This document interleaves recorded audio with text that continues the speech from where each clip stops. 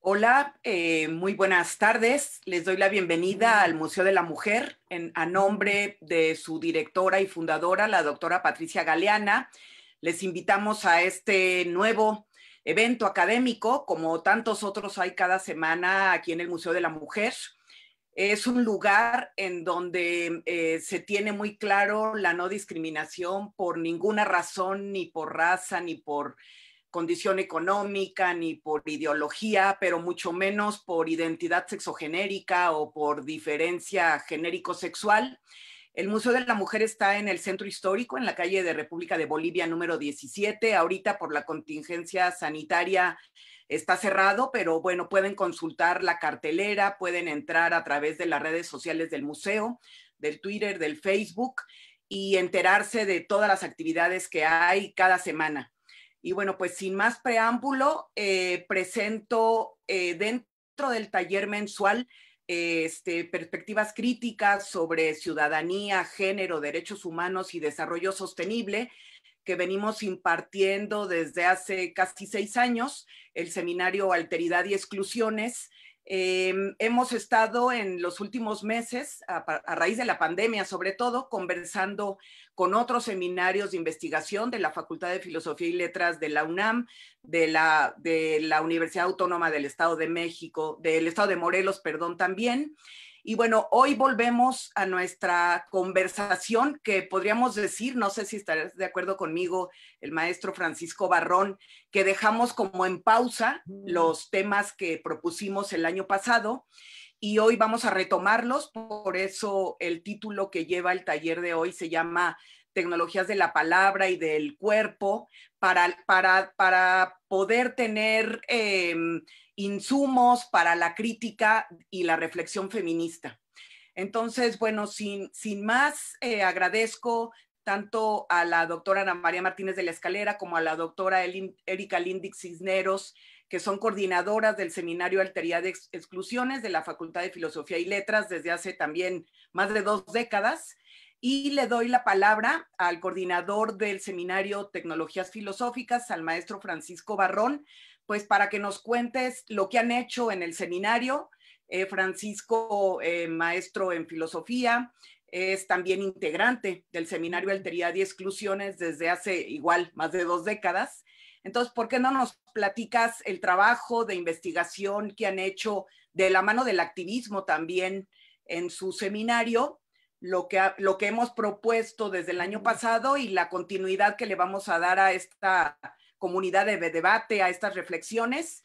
Y vamos a ir tomando sus preguntas o comentarios tanto en el Facebook como en quienes están en el aula del Zoom. Y pues la idea es tener una charla, una conversación, debate. Y gracias, Francisco, por estar acá. Te paso la palabra. Muchas gracias, Lourdes. Gracias a Ana María, Erika y a Sandra por estar acá. También aquí en la sesión está Circe Rodríguez, que también forma parte del Seminario de Exclusiones, y Francisco Salinas, que anduvo entre los dos seminarios, ¿no? También, qué bueno que andan por acá. También quienes están aquí, quienes nos están viendo vía Facebook. Pues sí, un poco lo que tenemos preparado para esta vez, lo vamos a presentar Sandra Reyes y yo, ¿no? Pero sí quería como hacer un recuento, ¿no? Un recuento tanto del seminario como del sentido de estas charlas, ¿no? Y recordar un poco lo que hemos discutido en otro momento, ¿vale? Primero presentaré el seminario de tecnologías filosóficas, ¿no? Es un seminario que está asentado en la Facultad de Filosofía y Letras de la UNAM. Ya el próximo mes cumple 8 años, ¿no? Ya pasaron 8 años y el seminario de teoría de discusiones tiene como 24, 25 años, no sé. Aquí me corregirán, sobre todo Ana María, ¿no? El seminario de tecnologías filosóficas tiene al menos 8 años, ¿no? El próximo mes. El cometido del seminario de tecnologías filosóficas es, digamos, el nombre es como bastante sui generis, pero la idea es cómo enfrentar el ejercicio del pensamiento filosófico con algo que hemos llamado lo tecnológico y que normalmente se utiliza como la tecnología, ¿no? Y la cuestión tecnológica. Y en ese sentido, el cometido del Seminario de Tecnologías Filosóficas es, pues sí, analizar todo el problema, todo el problema que implica la tecnología desde el punto de vista político, social, corporal, ¿no? ¿Cuáles son los impactos, las modificaciones que tiene, que implica pensar lo tecnológico relacionándolo con la estética? Es decir, tratar de hacer este panorama, este mapeo de cuestiones problemáticas.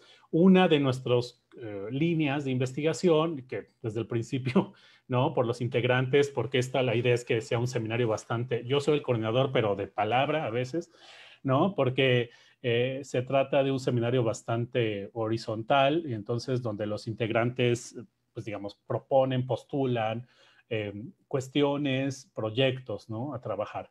Y uno de los intereses que nos ha llevado a trabajar durante cierto tiempo es la cuestión política, ¿no? Y sobre todo la política en relación con los movimientos feministas, con la forma en cómo plantean los grupos feministas y cómo llevan a cabo la política, vinculándolo de alguna manera con la tecnología, ¿vale? Yo ahorita en el chat de aquí de Zoom voy a poner la página, o estoy poniendo la página del seminario, por supuesto en el video que pasa por Facebook. Eh, voy a poner también la liga, ¿no? Del seminario y estoy poniendo también para quien está aquí en la sala de Zoom, también estoy poniendo el proyecto que estamos trabajando en este momento para que vean que, vamos, como se dice, entonces nomás son teóricos, normalmente a veces se nos ataca, vamos, no sé, es como un ataque velado, ¿no? De que, entonces son puros teóricos, ¿no? Digamos, desde la parte política, pero también la parte del desarrollo de tecnología digital, ¿no? Entendida como digital. Y estoy poniendo un enlace en el chat, ¿no? En la sala de Zoom, que también voy a poner digamos, en los comentarios, en el video de Facebook en un momento, para que vean lo que estamos trabajando, ¿no? Lo que estamos trabajando sobre la base de datos de tesis sobre filosofía de la Dirección General de Bibliotecas de la UNAM, ¿vale? Y es un poco rastrear algo así como una genealogía del discurso, ¿no? De la producción del discurso filosófico, al menos en la UNAM, ¿vale? Y entonces hacemos también experimentos con tecnología digital. Entonces tratamos de, digamos, hacer como el mapeo de problemas conceptuales, vincular con la militancia, ¿no? En lo que podamos, y también hacer estos experimentos digitales, ¿no? Sandra también comentó algo en el chat acá, ¿no? Entonces ustedes pueden seguirnos también en redes sociales con un hashtag, ¿no? Con una etiqueta que es Seminario TF, ¿vale? Y ahora me gustaría comentar lo que dijo Lourdes, ¿no? Lo que hemos trabajado el año pasado, ¿vale? Y eso lo pueden ver en la página del seminario. De hecho, hemos trabajado, si mal no recuerdo, déjenme revisar el dato, ¿no? La primera charla fue de julio del año pasado, y se llamó Cuerpos en Resistencia y Tecnologías de la Solidaridad. En ese momento participamos Ana María Guzmán Olmos, Emma Baizábal, nunca me acuerdo cómo se pronuncia, perdón Emma, ¿no? Y yo, ¿no? Estuvimos discutiendo esto de cuerpos en resistencia y tecnologías de la solidaridad, ¿vale? Tratando de introducir la cuestión de lo tecnológico o cómo poder introducir la cuestión de lo tecnológico en la cuestión de los cuerpos y en la cuestión de el trabajo de cuidados, ¿no? Era una discusión. Por supuesto, hay que aceptar, bueno, hay que suponer que todo esto implica una cuestión más de discusión, ¿vale? De, como dice Lourdes, introducir herramientas conceptuales, herramientas discursivas para poder discutir. La siguiente sesión que tuvimos el año pasado se llamaba Feminismos Tecnológicos. Participamos las dos integrantes del Seminario de Tecnologías Filosóficas igual, Emma Baizabal y Ana María Guzmán Olmos, ¿no? Tratando de mapear cómo los feminismos y las diferentes luchas de mujeres habían usado o planteaban la cuestión tecnológica, ¿vale? Y cómo poder ya dejar de lado un poco el problema de los cuidados, el problema de la corporalidad, pero metiendo esta cuestión más de ver cómo lo han trabajado. Y por último, la última sesión que tuvimos el año pasado se llamaba Usos de las redes sociales por los activismos feministas, ¿vale? Y ahí participamos Sandra, que está aquí, Sandra Reyes, Ana María Guzmán Olmos, yo, ¿no? Y ahí tratábamos de discutir cómo ciertos movimientos feministas o de grupos de mujeres usaban las redes sociales, ¿vale? Cómo usaban estas tecnologías digitales que se les llama redes sociales y cuáles eran los impactos, los efectos, ¿no? En esta ocasión, nuestro cometido es un poco diferente, ¿vale? Sí, siguiendo esta discusión, ¿no? Siguiendo esta línea de la relación entre las luchas de mujeres y lo tecnológico, ¿no? En todas sus variables, ¿no? Pero nos gustaría plantear más directamente la cuestión, ¿no? Más directamente la cuestión. Lo que yo tengo preparado es un pequeño texto. También Sandra tiene un pequeño texto de 3 cuartillas, 2 cuartillas y media, ¿no? Mi texto se llama ¿Qué significa pensar la tecnología en las luchas políticas de mujeres? Lo que hemos tratado en todas estas sesiones es rastrear estos tópicos, estos problemas que vemos aparecer con la relación de lo tecnológico, que es muy importante. Sí quisiera señalar como que es un tópico muy importante en las luchas feministas y las mujeres, este tópico de lo tecnológico, ¿no? ¿Cómo poder pensarlo, ¿no? Y entonces lo que preparamos para hoy, tanto Sandra y yo, es, pues digamos, acercamiento, textos de discusión, ¿vale? Son textos de discusión de cómo poder plantear la cuestión. Entonces, repito y voy a comenzar a leer y después doy la palabra a Sandra, ¿no? Mi texto se llama ¿Qué significa pensar la tecnología en las luchas políticas de mujeres? Y comienzo el texto. ¿Cómo plantea la relación entre la potencia de lo tecnológico y el sentido político de las luchas de mujeres? Defendemos aquí que solo planteando la lucha política y la de las mujeres en términos tecnológicos es dable decir y valorar su sentido y sus efectos. Este sí es como una tesis fuerte que creo que todo el seminario de tecnologías filosóficas podría asumir como tal, ¿vale? O sea, que solamente solamente valorando en términos tecnológicos o describiendo en términos tecnológicos las luchas políticas, y en este caso las luchas de las mujeres, se puede valorar su sentido y sus efectos, ¿vale? Es una tesis fuerte que, por supuesto, no es el cometido elaborarlo hasta el fin aquí, ¿no? Pero que creo que podría ayudar o creemos, voy a hablar en términos, ¿no?, generales, como seminario, que creemos que podría ayudar a, digamos, a resolver muchos de los problemas actuales de qué es una acción política de las mujeres, ¿no? Cómo no confundirlo con lo contrario de una acción política, ¿no? Vamos, esto creo que podría ayudar, ¿no? Y entonces una tesis fuerte es que describiéndolos en términos tecnológicos podría ayudar, ¿vale? Sigo con mi texto. Lo cierto es que en la mayoría de las luchas políticas se asume que ya se sabe lo que es la tecnología, se sabe lo que es esto tecnológico. Se trata de un problema mayor.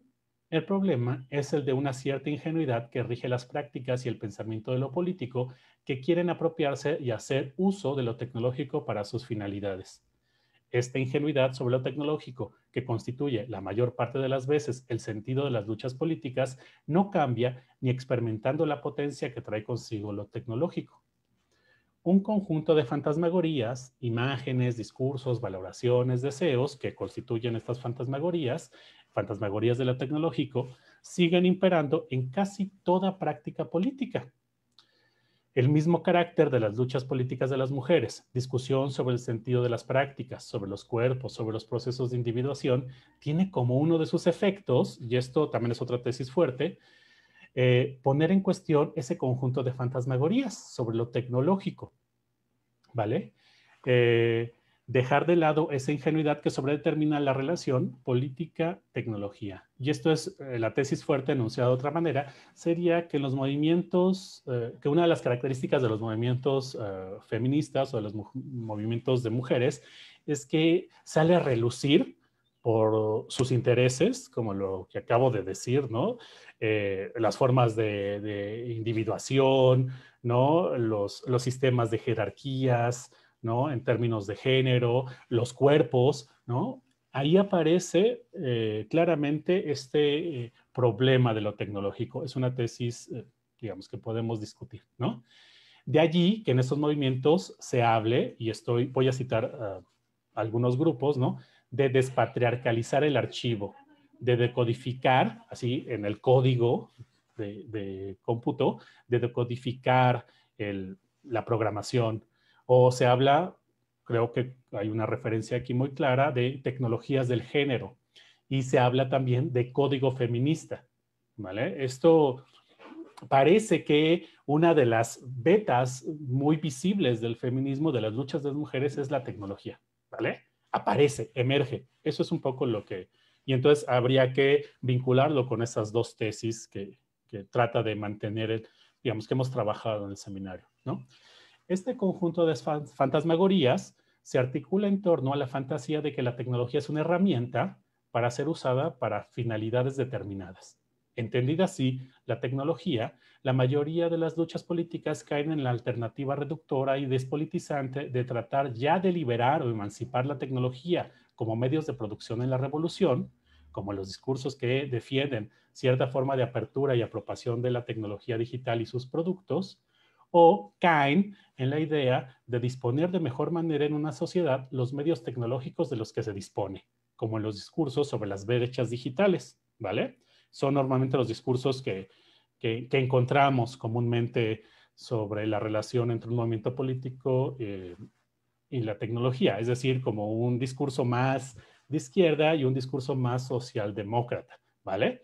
Pero la cuestión es que tal alternativa está completamente sobredeterminada por esa fantasmagoría de que toda tecnología es un instrumento o un conjunto de herramientas, incluso de los saberes sobre los usos de esos instrumentos, de los que puede hacer uso un agente externo a ellos.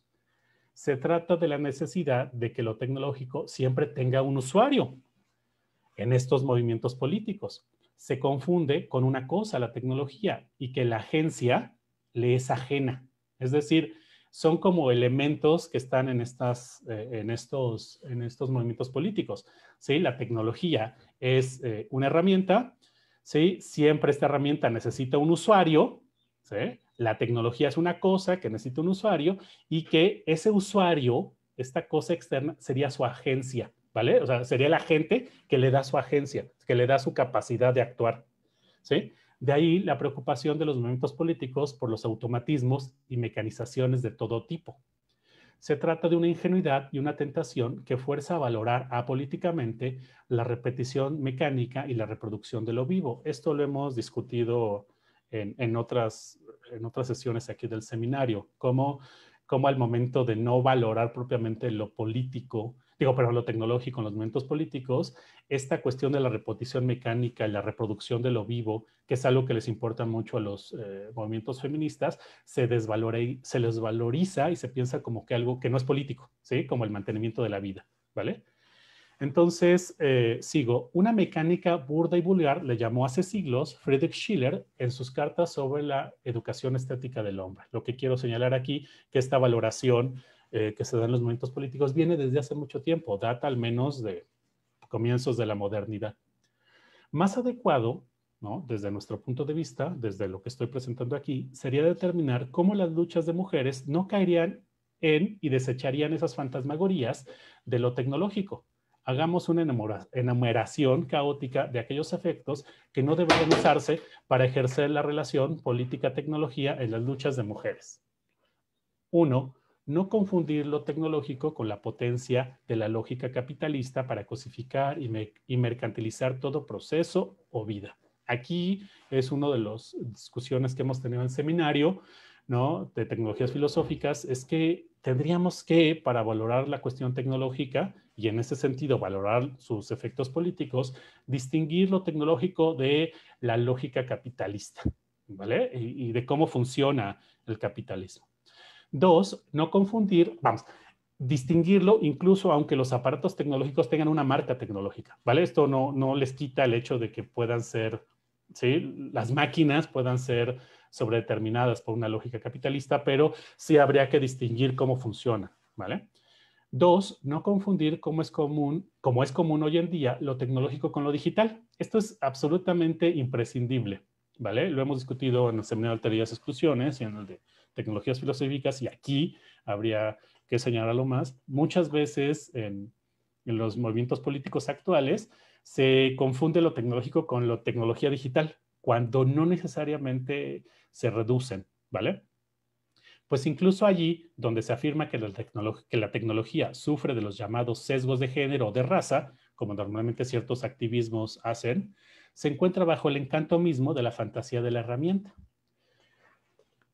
3. No confundir lo tecnológico con máquinas o cosas que pueden usarse con un sentido determinado, pues incluso ahí donde se afirma que la tecnología puede ser utilizada por las luchas políticas para fortalecer las autonomías de pueblos y comunidades, se despolitizaría, según nosotros, al poner en funcionamiento una fantasmagoría sobre lo tecnológico antes que su potencia, ¿vale? Normalmente vamos, ahí está la idea de que las luchas políticas podrían apropiarse de la tecnología para fortalecer las autonomías de los pueblos y las comunidades. Pero el asunto es que muchas veces cuando se utiliza la palabra de apropiación de lo tecnológico, se está todavía suponiendo la idea de la tecnología como una cosa que puedes usar para finalidades políticas determinadas, ¿vale?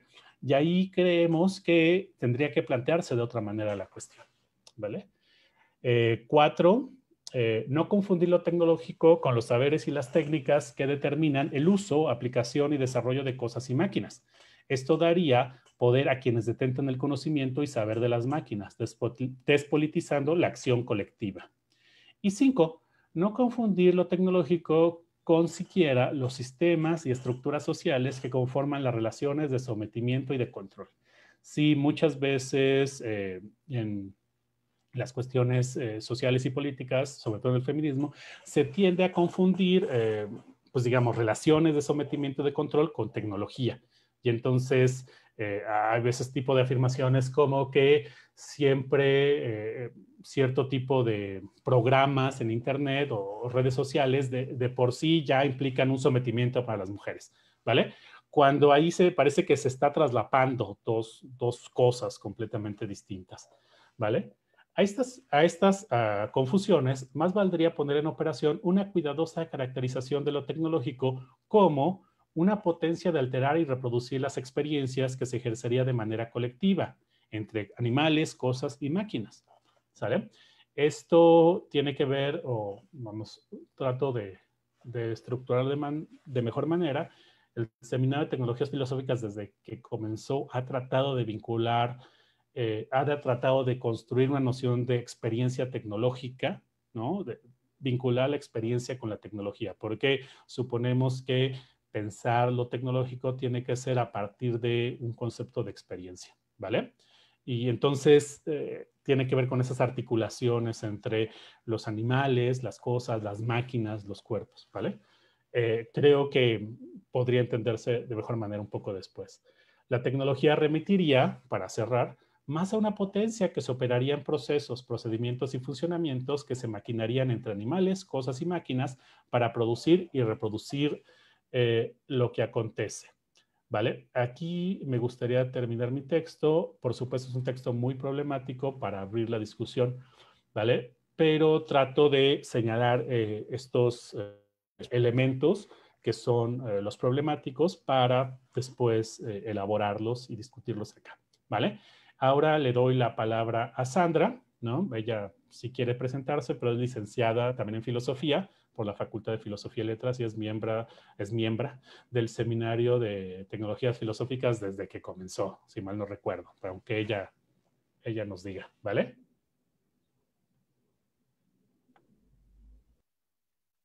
Hola, muchas gracias. Bueno, gracias a todos por la invitación,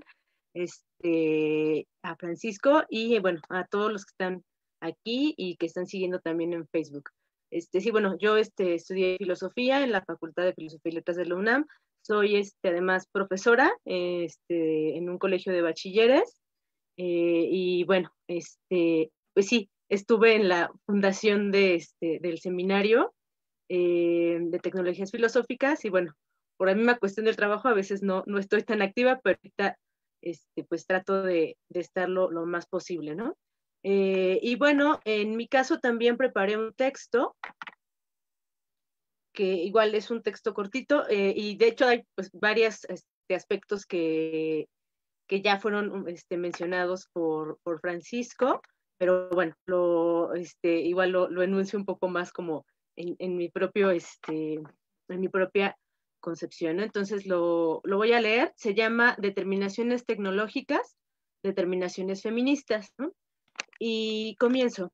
Me llama la atención que en muchas luchas feministas enfocadas en cuestiones tecnológicas o digitales, hay un supuesto acerca de que eso que se llama tecnología funciona y opera casi única y exclusivamente bajo la lógica del capitalismo, la heteronorma, el machismo, el colonialismo y el patriarcado.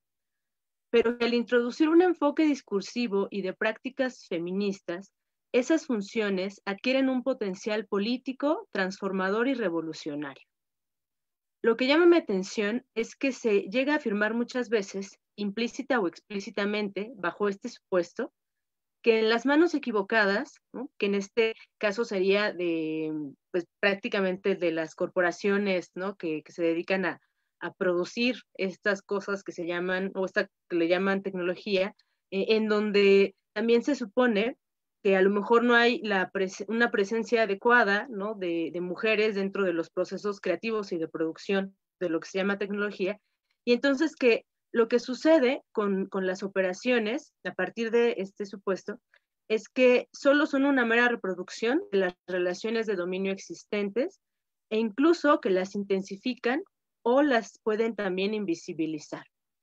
Y bueno, en este caso, hay también, ¿no? Habría como otro supuesto por parte más bien de los creadores o las corporaciones que producen la tecnología, que los procesos de creación de eso que le llaman lo tecnológico o las tecnologías digitales, que son procesos que tienen cierta neutralidad, ¿no? Y que, bueno, digamos, aquí no es tanto como el tema de la charla, pero, y como también mencionaba un poco Francisco hace un rato, o sea, eso no es necesariamente algo que esté equivocado. Puede ser cierto que sí los productores de lo que se llama tecnología sigan, digamos, estén determinando de alguna manera a la tecnología, pero no necesariamente es de manera absoluta, y si fuera así, habría que hacer distinciones, ¿no? Entre cuándo es cuando funciona de esa manera y en qué momento podría operar de otra forma, ¿no? Y entonces, ¿no? Siguiendo, no obstante, suponer que los monopolios tecnológicos y las voluntades que los producen tienen tal capacidad para determinar el funcionamiento de las tecnologías, parece reducir la tecnología a algo acabado y que por ello puede hacerse operar con base en las finalidades de quienes los producen o bien de los usuarios que las emplean. En ese sentido, lo que quisiera plantear es la cuestión de cómo una lucha, un movimiento, un grupo de individuos con un determinado discurso y una serie de prácticas compartidas, en este caso de las luchas feministas o de las luchas de mujeres, así como de quienes también los producen, o sea, quienes producen lo que se llama tecnología o los aparatos tecnológicos, si pueden determinar o encauzar con distintos y además con efectos contrarios eso que se identifica como tecnología. O sea, eso es lo que me parece que hay que poner en cuestión, ¿no? Si es posible que se pueda determinar, ¿no? Y entonces pienso que habría que cuestionar si por el hecho de ser feminista o una mujer que tiene un enfoque de esta lucha política, mi uso tecnológico o mi uso y apropiación de las herramientas tecnológicas ya es por sí mismo políticamente revolucionario y transformador. Preguntarnos sobre todo si por esta situación, si por este hecho, se pueden producir efectos distintos y mejores respecto a esos que a juicio de estas luchas están dentro del discurso y las prácticas patriarcales, machistas, coloniales, capitalistas, heteronormativas. Es decir, ¿por qué un monopolio tecnológico parece producir únicamente y en su totalidad, incluso cuando estos muchas veces incluyen las llamadas cuotas de género en la estructura, ¿no?, de sus mismos empresas, industrias? ¿Por qué pueden producir únicamente y en su totalidad esas funciones, ¿no?, con estos efectos patriarcales, machistas, heteronormativos, etcétera? Y en ese sentido, ahí me perdí en el texto. Ya. Y en ese sentido, pues preguntar también, ¿cuál es la diferencia entre el uso, o si se quiere, el hacer funcionar de estas grandes corporaciones respecto al uso que hacen las mujeres y las luchas feministas de la tecnología?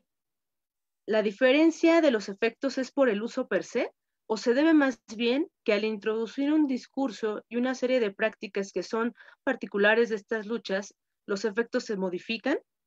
Por ejemplo, un programador varón produce per se esos efectos respecto a una programadora que sea mujer, o a un programador cualquiera que tiene como base un discurso y prácticas de estas luchas feministas.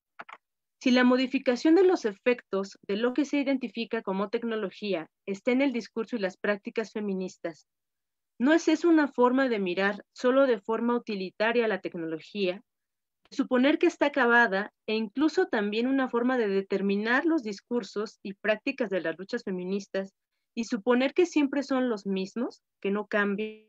No se trata de desvalorizar las acciones y los proyectos que muchas colectivas feministas realizan en torno a la tecnología, ¿no? Y específicamente en el aspecto de la tecnología, o lo que se llama tecnología digital, como las campañas de ciberseguridad, ¿no?, la creación de contenidos para visibilizar los distintos tipos de violencia a las que son sometidas las mujeres, ¿no?, o analizar por medio de estadísticas y datos abiertos, ¿no?, cómo es la participación de las mujeres en distintas áreas del saber, ¿no?, como por ejemplo la tecnología, y también con esto la promoción del estudio de ciertos saberes, ¿no?, científicos, tecnológicos, por parte de las mujeres, ¿no?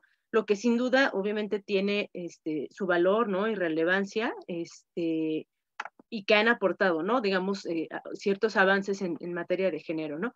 Pero el punto es que tal vez cuando se supone que este discurso, o que por medio del discurso y de las prácticas de las luchas feministas se está determinando el potencial tecnológico, ¿no?, o el potencial que puede tener una tecnología, eso es lo que pienso que resulta problemático y quizá insuficiente, no solo en relación con la determinación tecnológica, sino incluso con la determinación de las luchas mismas, ¿no?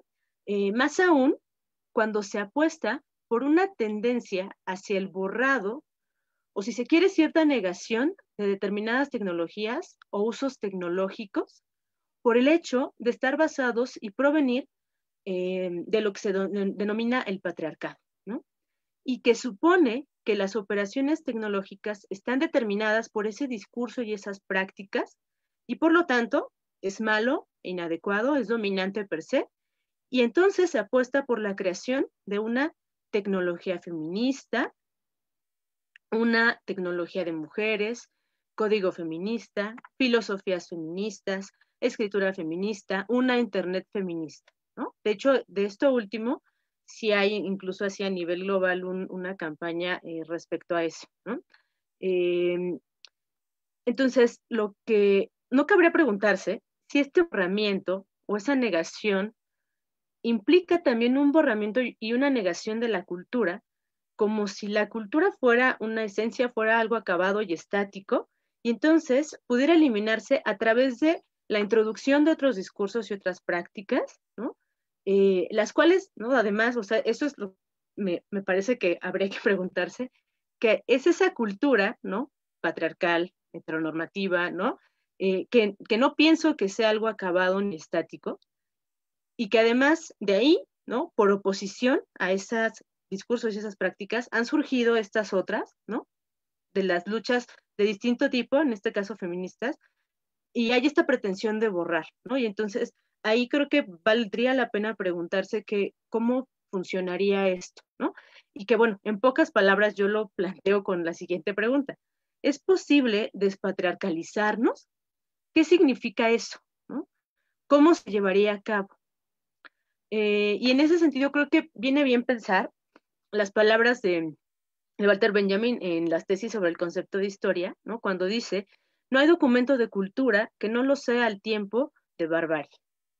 Y que, bueno, desde luego la lucha, ¿no? Para que la barbarie deje de ser la norma, pues seguramente es el objetivo que tienen muchas de las luchas políticas, ¿no? En este caso las feministas, pero no sé si esta pretensión de despatriarcalizar la tecnología, ¿no? Y aquí hay que discutir si esa tecnología es en sí misma patriarcal, ¿no?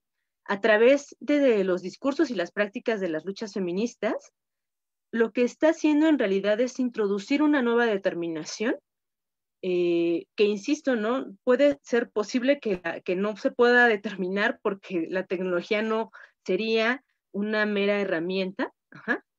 Y también porque los mismos discursos y las prácticas de las luchas de las mujeres tampoco son algo acabado o que siempre opera de la misma forma, ¿no? Y en ese sentido, ¿no?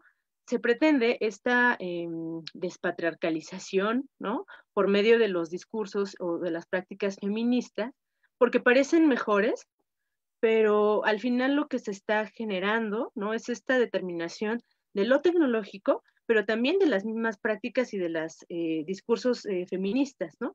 Como si pudieran tener una esencia y si pudieran replicarse a través de un uso que las mujeres hacen a través de la tecnología, ¿no? Y bueno, prácticamente esto es mi texto, ¿no? Pues empecemos la discusión. Muchas gracias. Gracias a ti, Sandra. Gracias a Francisco también. Pues bueno, dejan planteadas muchas cuestiones. Le paso la palabra a Erika Lindic, a la doctora Erika Lindic, coordinadora junto con Ana María Martínez de la Escalera del Seminario Alteridad y Exclusiones. Pues para empezar, ¿quieres tomar la palabra, Francisco?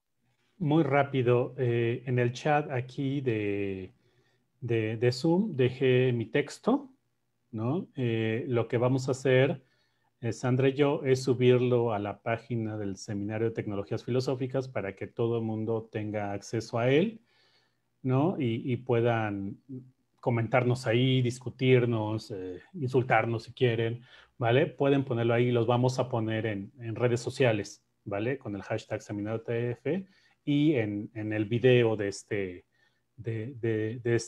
en Facebook, en el video de esta charla, ¿vale? Solamente se me había olvidado, perdón, Erika.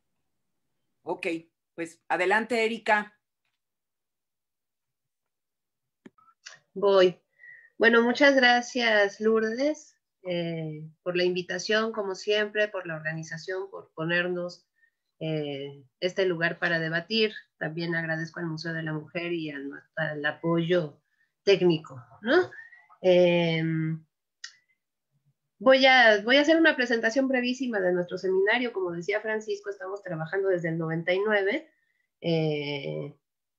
Primero el seminario fue dirigido por Ana María Martínez de la Escalera, yo me formé ahí, muchas otras personas se formaron ahí, Francisco también participa desde sus inicios en Lourdes, desde hace mucho tiempo, en fin. Y es un seminario vivo, ¿no? En el cual se han incorporado nuevos miembros, miembras, del cual han salido otras y otras.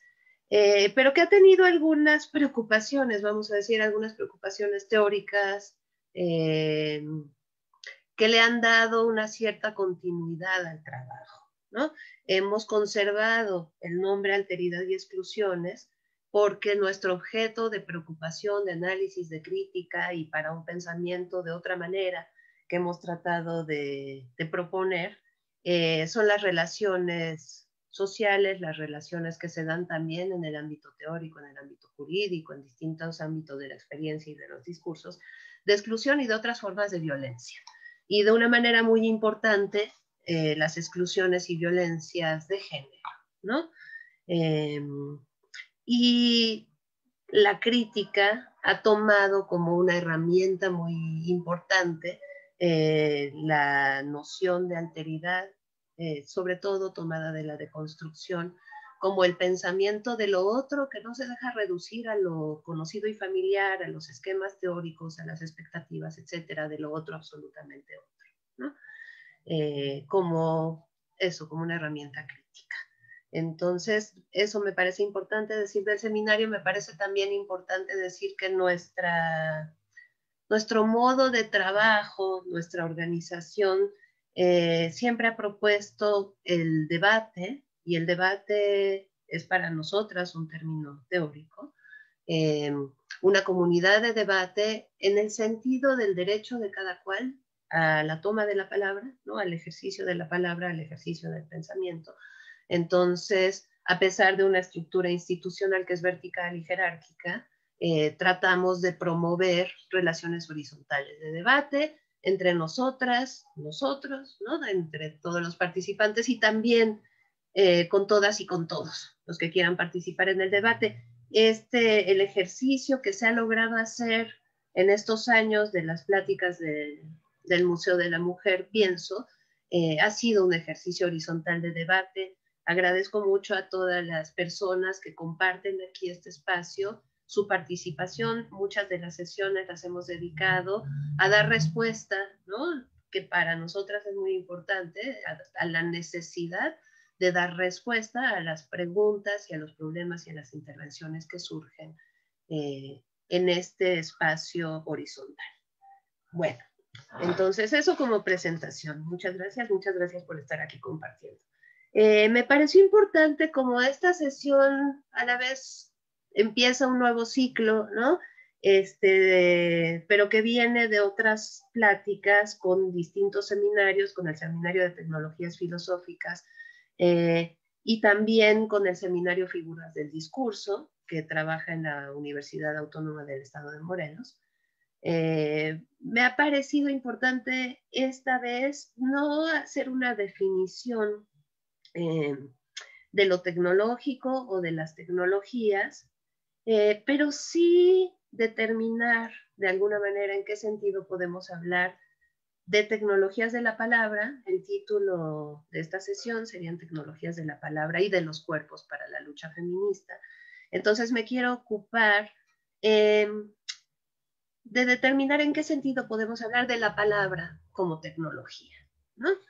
Y voy a hacer esta vez una intervención un poco más cargada teóricamente. Voy a trabajar sobre todo un texto de Derrida que se llama Firma, Acontecimiento, Contexto, pero para ponerlo en relación también con los planteamientos de José Francisco y de Sandra, ¿no? Entonces, hemos sostenido en nuestro seminario que la palabra es una tecnología. No solo las tecnologías de la información y de la comunicación, no solo otras tecnologías, la palabra misma es una tecnología. Pero para pensar la palabra como tecnología es necesario establecer un uso nuevo de la noción de tecnología. El Seminario de Tecnologías Filosóficas se ha referido a una interpretación particular de lo tecnológico que reduce las tecnologías a meras herramientas e instrumentos para la consecución de un fin que sería ajeno a las tecnologías, para producir alguna otra cosa que no es inmanente al aparato o a la herramienta, que además se pone a disposición de lo humano, ¿no? Y que sería también exterior a lo humano. Entonces, que la entiende, pues, o sea, una interpretación común de la tecnología que la entiende como mero instrumento o herramienta puesta a disposición de los humanos, que tiene como una función o finalidad ajena o exterior a ella misma, que tiene una función. Así pensada, la tecnología se ha asociado a lo artificial por oposición a lo natural. Y esto en la historia del pensamiento filosófico occidental, del cual somos herederas y herederos, ¿no? Es decir, también sostengo que es necesario conocerlo y someterlo a crítica, puesto que este pensamiento ha sido el lugar, vamos a decir, el locus de las formas de exclusión que estamos poniendo en cuestión, ¿no? Las formas de exclusión entre lo humano y lo viviente en lo humano, por ejemplo, ¿no? Entre lo masculino y lo femenino, entre el hombre y eso que llamamos mundo como objeto puesto a la disposición de lo humano, etc. Entonces, en el caso particular de la palabra o la lengua o el lenguaje, dependiendo de las formulaciones que se han hecho en filosofía, la tradición occidental ha pensado que se trata de un instrumento de comunicación y ha entendido la comunicación de una manera privilegiada, no es la única, pero sí de una manera privilegiada, como la transmisión de contenidos, es decir, de ideas, de pensamientos, más recientemente de significados o de sentidos, si ustedes quieren, entre un individuo o de un individuo a otro u otros, como el vehículo, pues, como el transporte o como el lugar de paso de un sentido. A esta función comunicativa de la palabra se suma una función referencial. Se piensa también que la palabra sirve o para designar o para describir objetos exteriores a la palabra misma, para decir algo de algo que existe previamente e independientemente de la palabra. Ahora bien, Derrida nos ha enseñado que esta misma tradición heredada, paradójicamente, ha definido la escritura como una tecnología, como un artificio, oponiéndola a la palabra hablada, que, a pesar de haber sido definida según sus funciones comunicativa y referencial, se ha pensado como más natural que la escritura. Se ha pensado, entre otras cosas, que no hay un soporte empírico para la palabra, como así habría un soporte empírico para la escritura. No hay un instrumento, pues, ajeno, exterior al cuerpo humano, que produzca el habla, si no es que nos referimos a los órganos de la fonación. Entonces, por una parte, la tradición determinó la palabra, la lengua, el lenguaje como tecnología, pero por otra parte, ¿no? La hace natural y no tecnológica. Bueno, y entonces los análisis de Derrida de distintos textos, desde Fedro de Platón y pasando por la tradición moderna, empirista, etcétera, ¿no? En un análisis específico de constructivo de los distintos textos, hace un análisis de esta oposición entre la palabra, el habla y la escritura, para decir que eso que se ha dicho de la escritura como tecnología, esos rasgos característicos de la escritura, sobre los cuales me voy a detener un poco más adelante, se pueden decir de toda forma de la comunicación, incluso de la palabra hablada, y lo que para mí es mucho más sugerente, de cualquier forma de la experiencia, es decir, de cualquier forma de las relaciones entre los cuerpos humanos y no humanos, ¿no? De los humanos entre sí, en todas las determinaciones.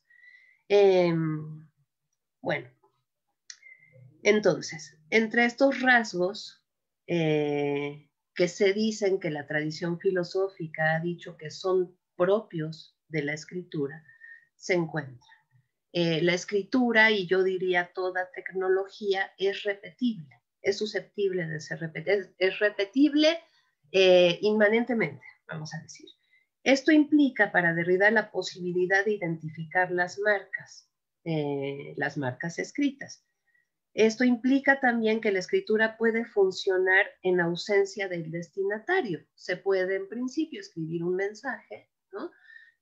Y se puede hacer independiente este mensaje de cualquier destinatario empíricamente determinado. El método, como si ustedes quieren, un mensaje en una botella. No sabemos a quién va a llegar la escritura, ¿no? No sabemos siquiera si llegue a alguien o en manos de quién o de quiénes vaya a caer, y tampoco conocemos la temporalidad de su lectura, ¿no? Puede funcionar por las mismas razones en ausencia del emisor, es decir, del escritor, del firmante, pero si extendemos la escritura, o sea, estas características o estos rasgos de la escritura también al lenguaje hablado o a cualquier forma de la comunicación, entonces también del hablante, por supuesto, ¿no? Esto quiere decir, entre otras cosas, que funciona cuando el emisor ya no puede responder por ella, y aquí hay un asunto a propósito de la responsabilidad que es muy importante, ¿no? En última instancia, pues, la escritura supone, como siempre presente, la posibilidad de la muerte del destinatario tanto como del emisor. Es independiente espacial y temporalmente de estas dos instancias.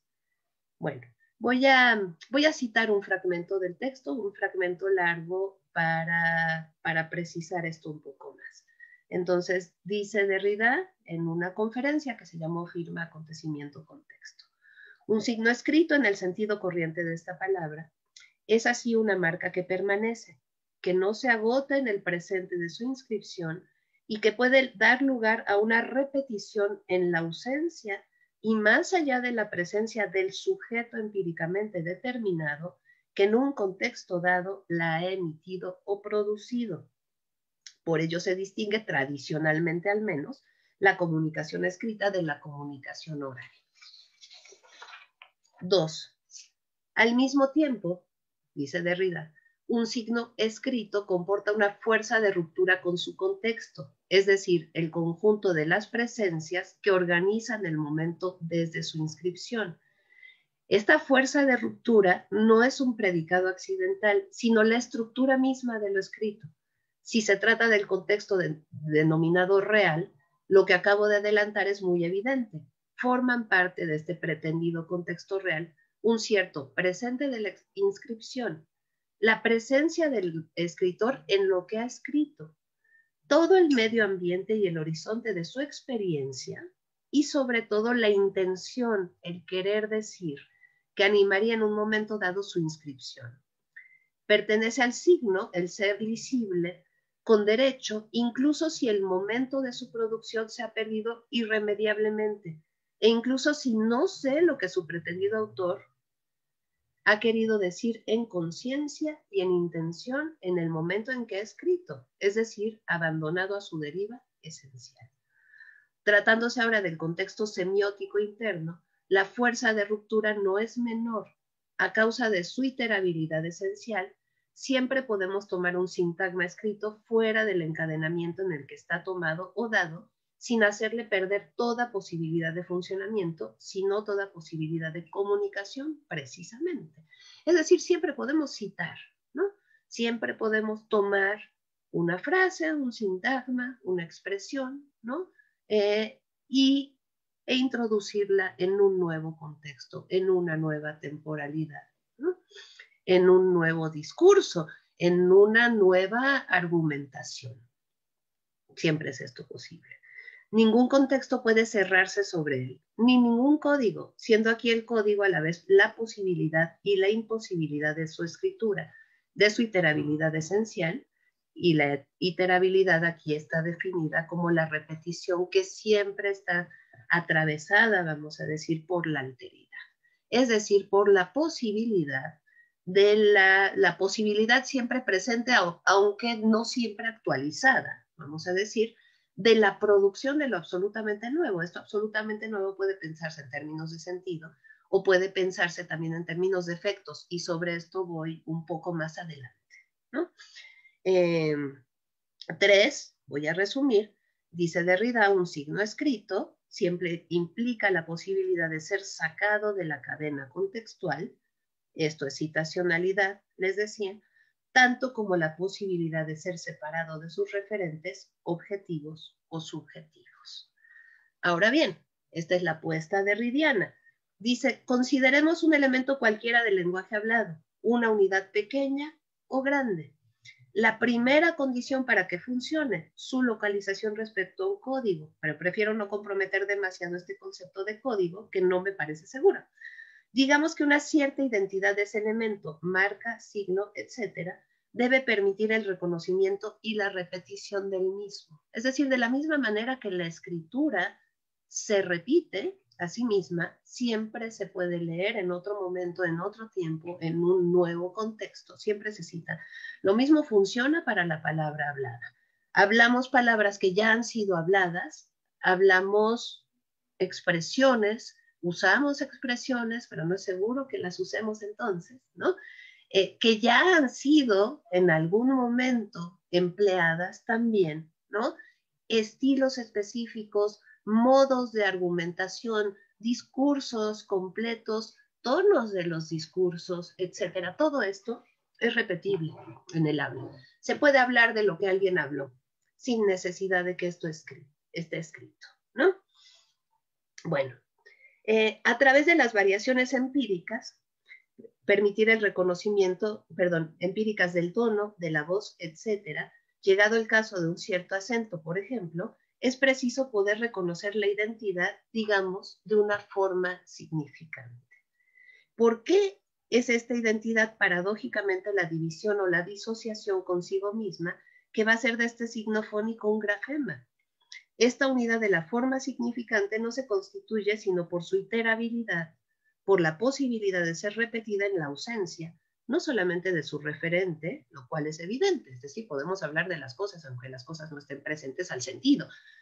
Es más, se supone que esa es una de las principales funciones del lenguaje, ¿no? Hablar de las cosas cuando no están ahí en el ámbito de la experiencia, en el sentido más reducido, pues. Sino, o sea, en ausencia del referente, pues, sino en la ausencia de un significado determinado o de la intención de significación actual, como de toda intención de comunicación presente. Esta posibilidad estructural de ser separado del referente o del significado, por lo tanto de la comunicación y de su contexto, me parece que hace de toda marca, aunque sea oral, un grafema en general. Es decir, como ya hemos visto, la permanencia no presente de una marca diferencial separada de su pretendida producción u origen. Y yo extendería, dice Derrida, esta ley incluso a toda experiencia en general, si aceptamos que no hay experiencia de presencia pura, sino solo cadenas de marcas diferenciales. Es decir, incluso cuando no haya soporte, ahora lo hay, ¿no? Hay grabaciones de voz, pero incluso si no hubiera soporte empírico, entendido de esta manera, del habla, de cualquier manera hay una inscripcionalidad en el habla. El habla y las formas de habla y todas las técnicas específicas de los discursos permanecen y permanecen en sus prácticas, ¿no? Con todos estos rasgos que indica Derrida. Ahora, la importancia de esto es gigantesca. No se puede garantizar, y quiero hacer énfasis en esto, en que el origen del sentido de lo que se dice, ¿no?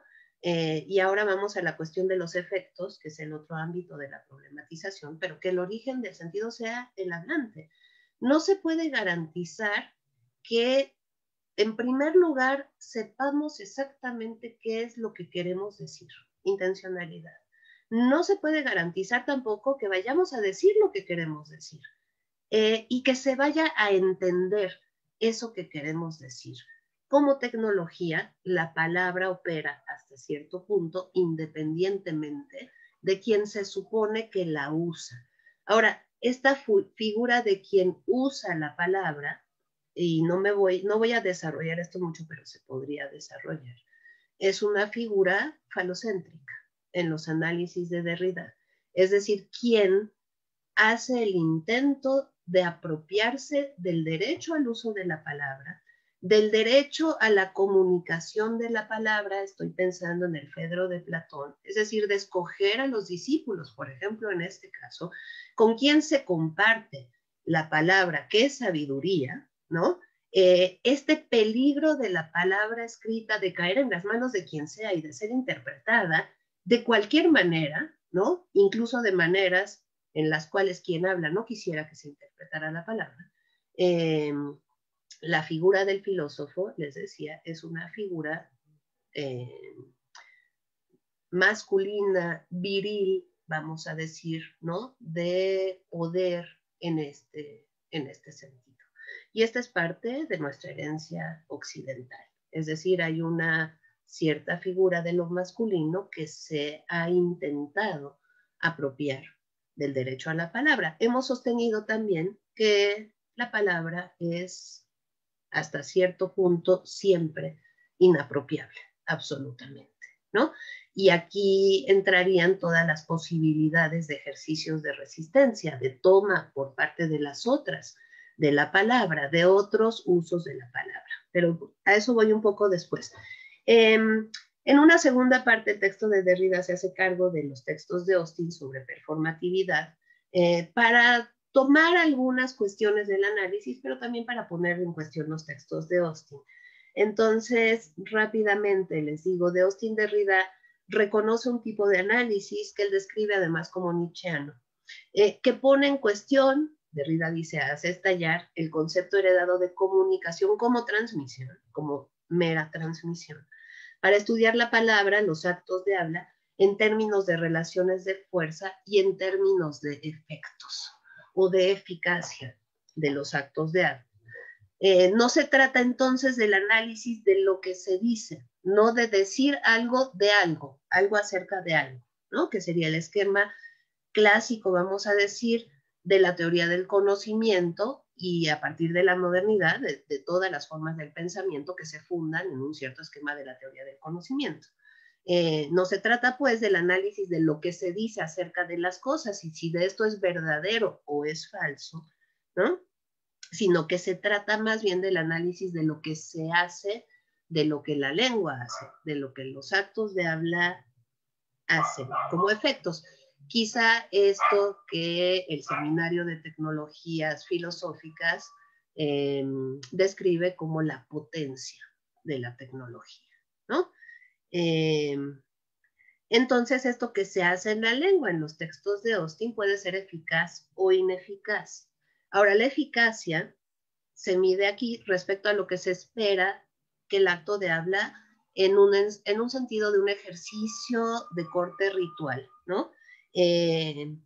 O regulado institucionalmente, de lo que se espera que el acto de habla produzca. Los ejemplos son conocidos, los trabajamos hace un año en una sesión sobre performatividad, pero bueno, un matrimonio son los primeros ejemplos que pone Austin, ¿no? El sí acepto.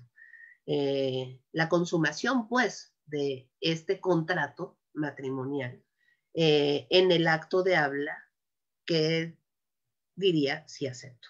Un bautizo, una promesa, una amenaza, una apuesta, etcétera, ¿no? Entonces, según todos estos ejemplos, lo que importa aquí es lo que se produce, se compromete y que tiene carácter vinculante, además, en los ejercicios de habla.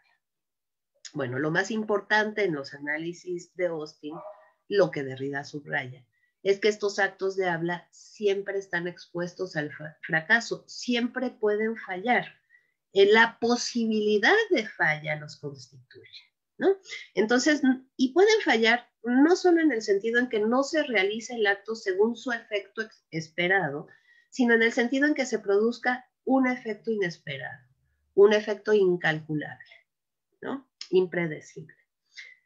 La lógica de la iterabilidad aquí, pues de la repetición que está siempre atravesada, parasitada por la alteridad o por la diferencia, opera aquí en términos de efectos, ¿no?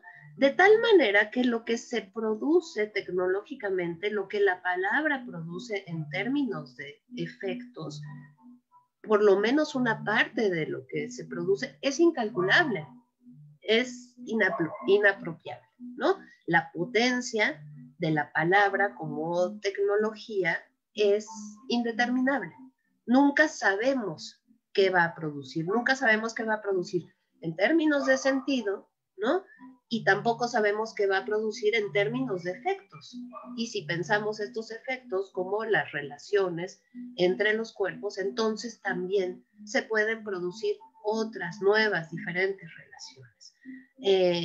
Ahora, el hecho de que no haya un hablante que gobierne el sentido y los efectos de los actos de habla o de la palabra en general puede resultar inquietante. Esto que Austin dice es la dimensión perlocucionaria de los actos de habla y es lo que retoma Butler, por ejemplo.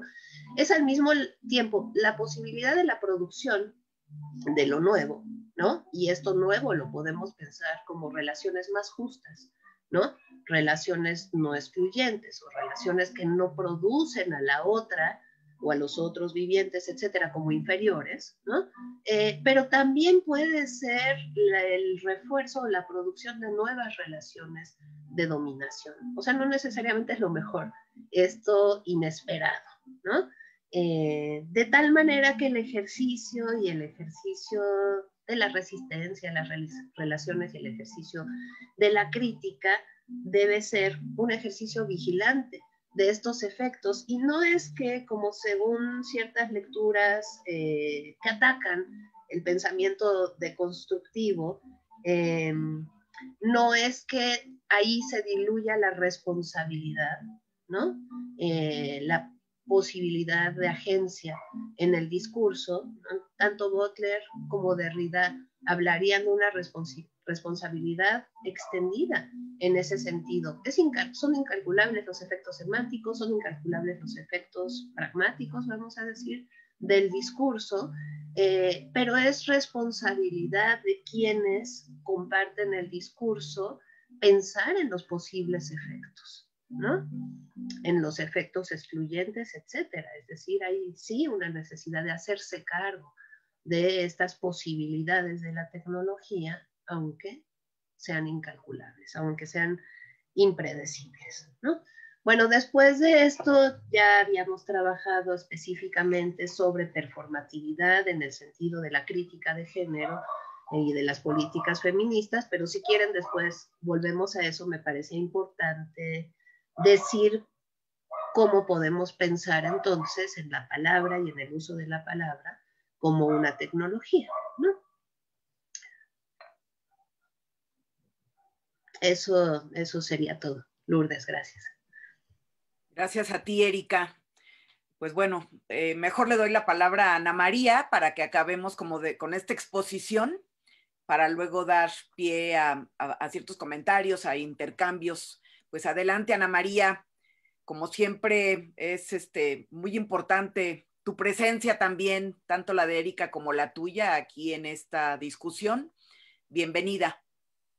Muchas gracias, Lourdes. De hecho, el agradecimiento es para ti, una vez más, y para el Museo de la Mujer, porque nos han permitido abrir este escenario de intercambios sabios, diría yo, con los públicos, con las mujeres que nos están oyendo y entre nosotras mismas, para poder generar lo que nos interesa plantear y que tiene que ver con el título que tú, Lourdes, planteaste para esta sesión.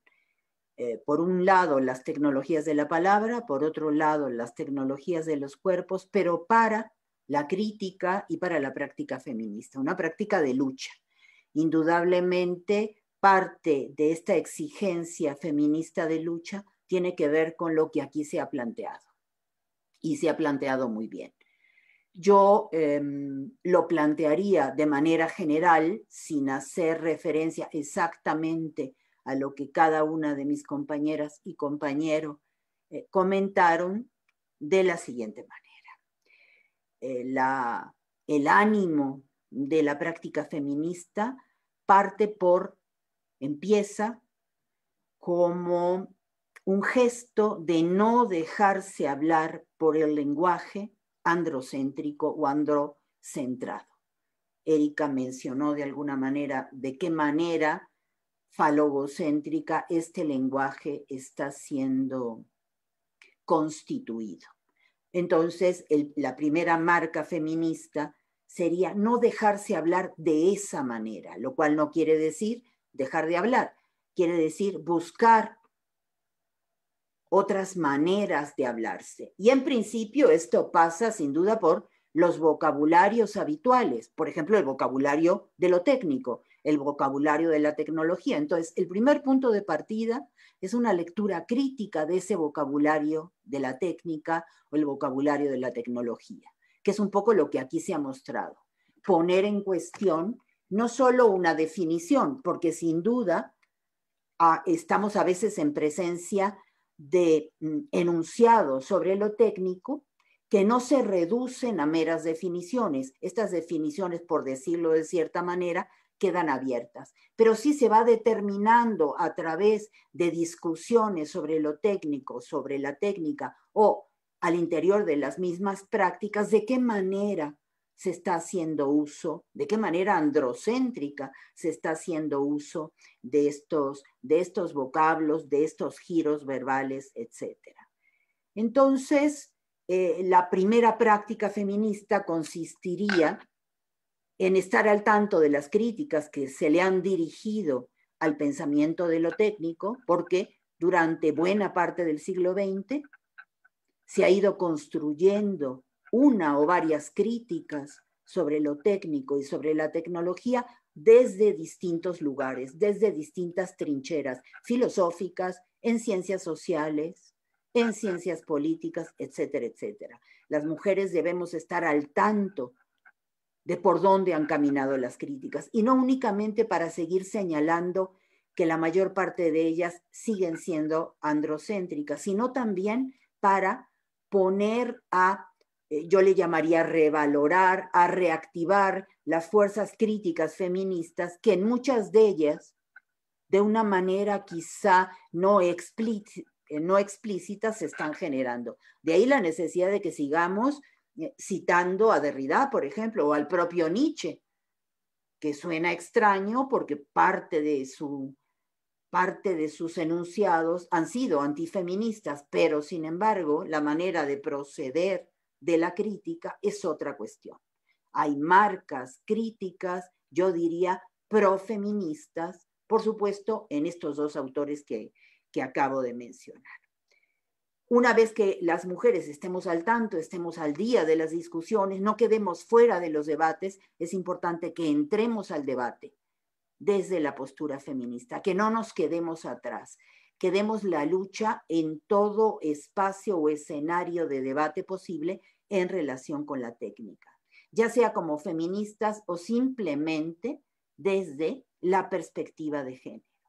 El siguiente punto importante es que debamos hacerlo interviniendo el lenguaje, ya sea creando nuevos vocabularios. Como sabemos, una de las marcas del feminismo contemporáneo ha sido modificar la gramática, modificar ese aparato técnico tan importante que es el lenguaje hablado, pero también la escritura y la inscripcionalidad del lenguaje, haciendo un poco referencia a lo que ya Erika planteó con mucho cuidado y profundidad. Tenemos que intervenir, y las mujeres lo han hecho así, han intervenido ese vocabulario.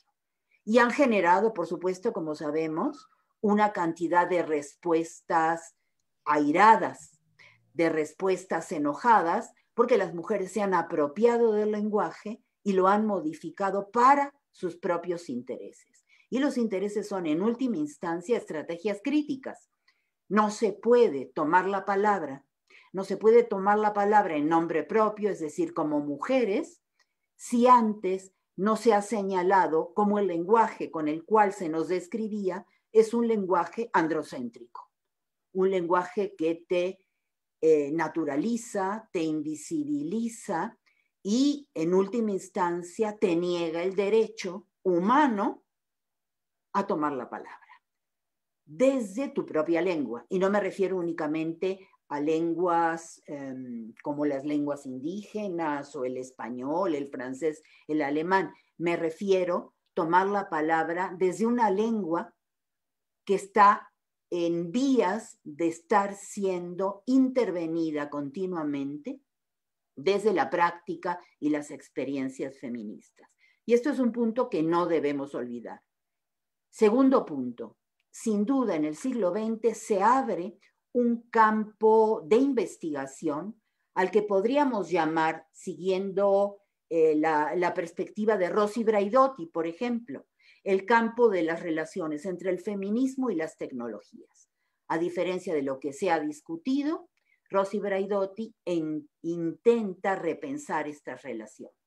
Curiosamente, estas relaciones pasan otra vez por el nombrar, pasan por plantear, y recuerdo mucho su libro, Lo poshumano, ¿no? Que vivimos en esta época, en esta fase de desarrollo humano moderno, o para algunos posmoderno, tardocapitalista, etcétera, etcétera, pero toda esta fase poshumana implicaría que ya lo humano no se mide, no se define, no se nombra a partir de una lógica antagónica, donde lo humano sería lo contrario privilegiado de la naturaleza, donde la naturaleza no puede hablar por sí misma, no dice por sí misma, no puede nombrar, y no puede nombrar de una manera, diríamos, ontológicamente fuerte. Y en su lugar solo el ser humano nombra y habla por la naturaleza. Pues bien, esto, dice Rosy Braidotti, se ha acabado.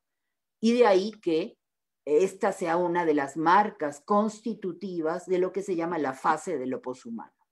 Pero esta fase para Rosy Braidotti, más allá de que ustedes seguramente conocen el texto, y si no, estaría interesante que pudieran leerlo, lo importante, dice Rosy Braidotti, es que estamos obligadas las mujeres a modificar absolutamente el vocabulario a través del cual estas relaciones de oposición se habían mantenido, por ejemplo, en la academia, al interior de los saberes sociales, los saberes políticos, las humanidades, incluidas las artes. Hay que, diríamos, desarmar toda la estructura conceptual y categorial que ha acompañado la época humana. Esa época pasada, donde lo humano se enfrentaba a la naturaleza. Y al mismo tiempo que se critica eso, hay que desmantelar la estructura del pensamiento que se da a través de vocabularios y relaciones gramaticales, retóricas, etcétera. Hay que desmantelar también las relaciones entre la tecnología o las tecnologías y el hombre, al grado de que, o lo humano si quieren ustedes, al grado de, y esto es importante en Rosy Braidotti, de darnos cuenta, y este darnos cuenta es un giro feminista para Rosy Braidotti, que ya no podemos oponer, o sea, no podemos regresar a viejas lógicas de oposiciones. No es que hemos llegado, dice ella, a la época en que ahora la oposición es entre lo humano y lo tecnológico. Por el contrario, eso está acabado y en su lugar tenemos una relación, diría yo, de vínculo estrecho, de red entre lo humano y lo tecnológico, al grado de que no podemos separar ya, dice Rosy Braidotti, lo que podemos estar definiendo como humanidad, con sus posibles y sus imposibles, de la tecnología con sus posibles y sus imposibles.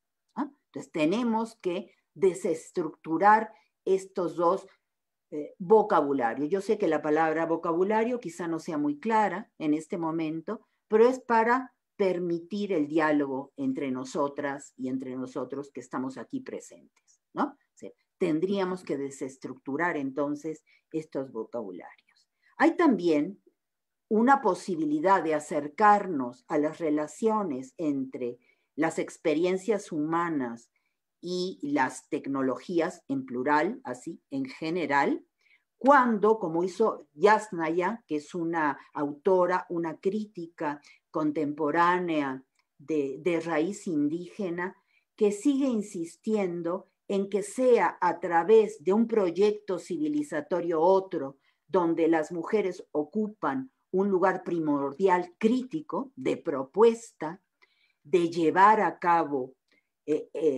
empresas o más bien experiencias otras, donde ese proyecto civilizatorio otro, que no es el proyecto de la modernidad occidental, que sin duda no es el proyecto de las leyes del mercado y sin duda tampoco es el proyecto de las tecnologías cuando únicamente se las piensa al interior de esas dos escenas de aparición. La modernidad por una parte el mercado capitalista o los reglamentos o las leyes del mercado capitalista por otro. Por lo tanto, este feminismo que hace suyo porque está llevando a cabo este proyecto civilizatorio otro junto con las comunidades de lengua distintas, comunidades indígenas de lengua, se dará la tarea no de definir lo humano de otras maneras, sino hacer posible pensar las experiencias humanas en relación con las técnicas, tecnologías,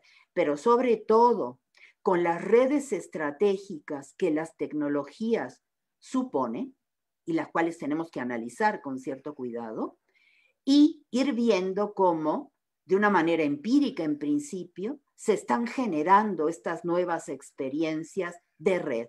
Y estoy utilizando red de una manera, diríamos, muy amplia, muy general. No son redes de comunicación, son redes en términos, yo diría, constitutivo, es decir, ¿qué constituye las nuevas experiencias civilizatorias donde las tecnologías están ahí?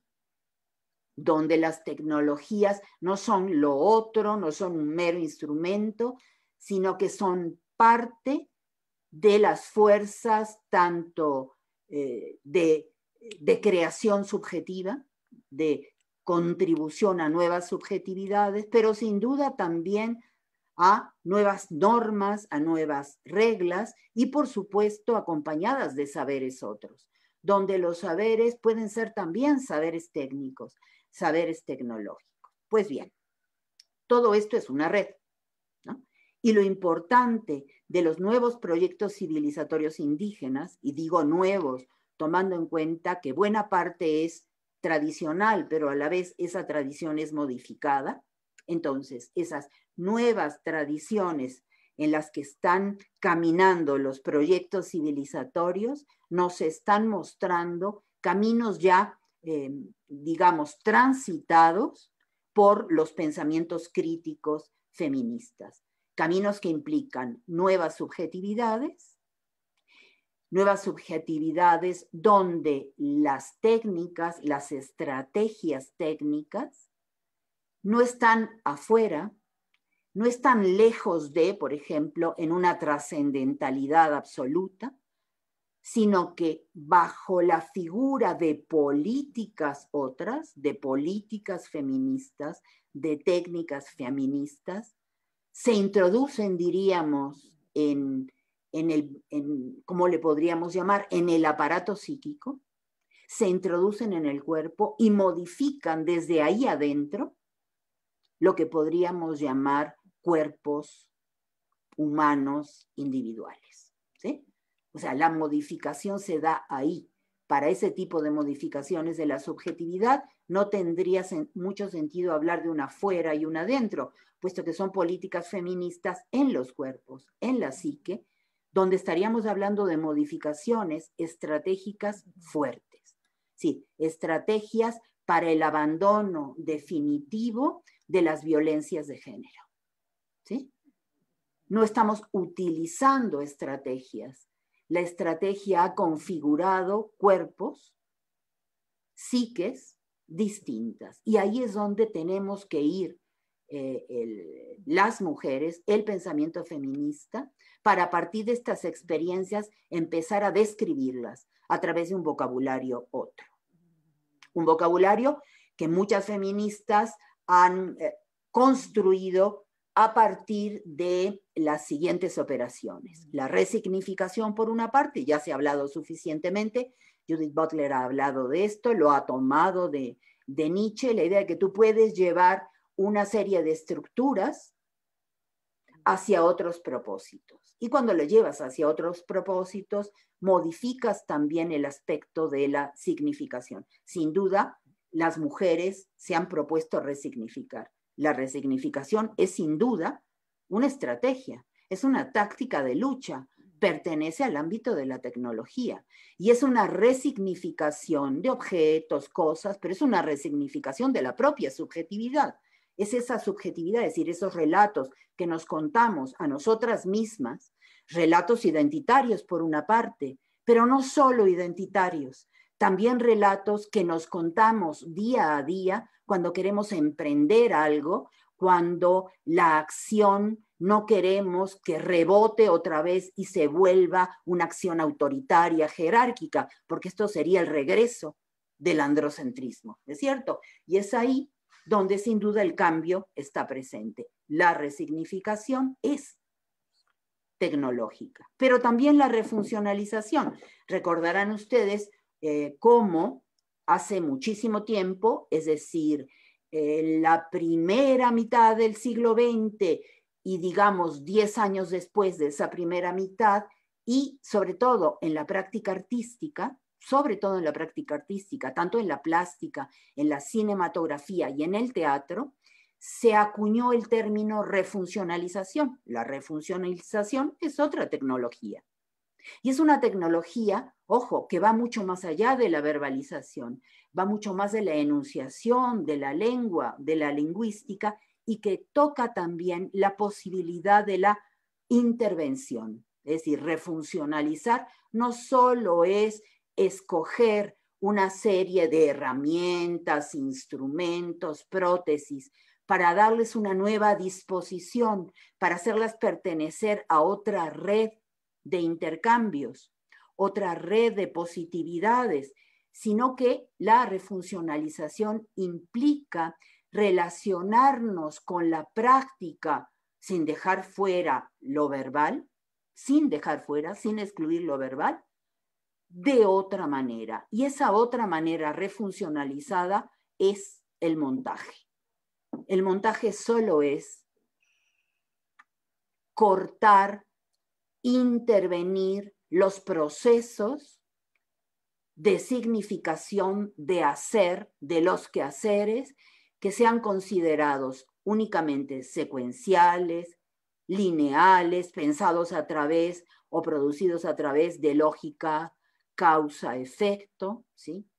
De lógicas comunicacionales, tripartitas, lo que señalaba Erika, por ejemplo, ¿no? Un emisor, un receptor y un mensaje. Todo eso es intervenido. Por lo tanto, las tecnologías propiamente feministas adoptan muchas veces la figura de estas técnicas de intervención, de estas estrategias intervencionistas sobre estas estructuras androcéntricas, falogocéntricas, modernas y también capitalistas.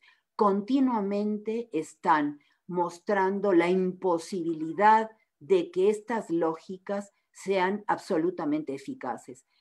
Pese a que sentimos que nos dominan, pero pese a todo, la deconstrucción nos ha enseñado que las fallas son constitutivas de este tipo de lógica. La lógica no se realiza y es de ahí desde donde la propuesta crítica parte para volver ineficaz totalmente estas lógicas antagónicas. La lógica dualista, que estaría a la base, por ejemplo, de la distinción de género, que no es una mera distinción, aparece como una oposición, como un ejercicio de dominación, como un ejercicio autoritario, jerárquico, etcétera, etcétera. Entonces, ir mostrando cómo esto de alguna manera, se interrumpe, se imposibilita.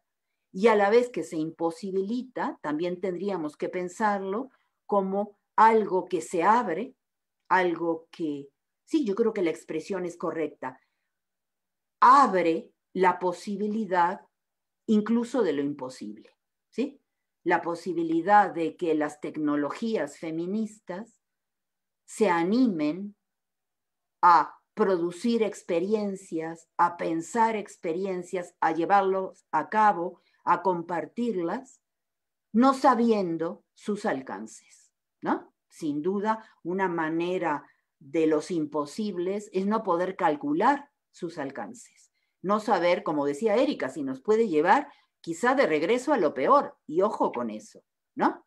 Entonces, seguir pensando que, bueno, el ánimo es un ánimo de justicia y es un ánimo de no solo llevar a cabo, sino de poner en escena, y ahí quizá podríamos pensar otros términos, poner en escena estrategias, tácticas, esto es, técnicas que logren escapar a la linealidad temporal, la idea de que el tiempo es un tiempo vacío y homogéneo, como dijo Benjamin, y fue retomado por hombres y mujeres de la segunda mitad del siglo XX y de nuestro siglo. En la actualidad, es decir, evitar la idea de que el tiempo es una serie de causa y efecto, y en su lugar pensar en apertura de temporalidades otras, de tiempos utópicos, tiempos de modificación, tiempos de cambio. Y lo mismo podríamos decir de espacialidades otras, espacios otros, heterotopías, donde tienen lugar, en efecto, las experiencias otras de las mujeres, es decir, otras porque implican tecnologías no androcentradas, no androcéntricas en principio, y que no conllevan cierto gobierno o cierto ejercicio de poder. Es decir, lo que habría que evitar es inscribir las técnicas en relaciones de poder.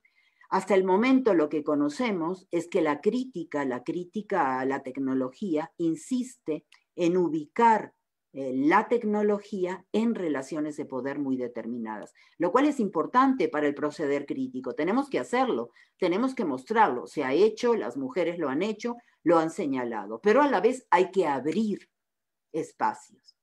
Y recuerdo aquí brevemente que una idea interesante de la vieja techné, es decir, del viejo vocablo griego de techné, es una, ¿cómo les diré? Es una idea que roza la posibilidad de lectura ontológica de la palabra techné, de que la técnica es también la construcción, la edificación de lo abierto.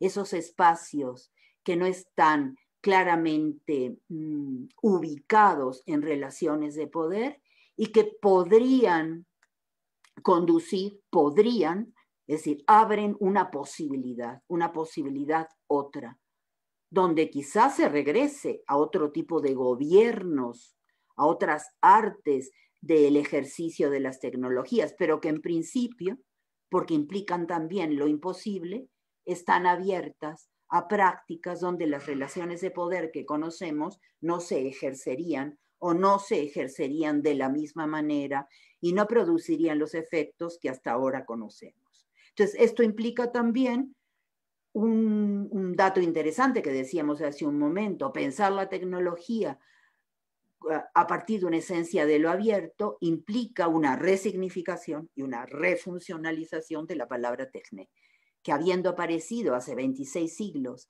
en la Grecia clásica, aún ahora, ¿sí?, podemos, diríamos, buscar en los mismos significados, tanto en la semántica como en la pragmática de esa palabra, de ese concepto, o incluso de esa categoría, procedimientos otros. Es decir, podemos encontrar en ella fuerzas que quizá no fueron pensadas suficientemente en griego y en Grecia, pero que hoy sí las mujeres pueden ejercer, pueden llevar a cabo, pueden radicalizar su lectura,